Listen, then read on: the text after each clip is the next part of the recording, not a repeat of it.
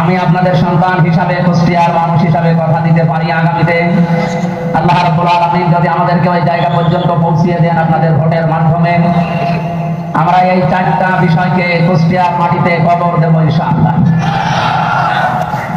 এই কাজে বাধা দেওয়ার জন্য যে সমস্ত ষড়যন্ত্রগুলো ইতিমধ্যে আরম্ভ হয়েছে, কুষ্টিয়াতে নমিনেশন ঘোষণা দিয়েছে আমার নামে মে মাসের 5 তারিখে।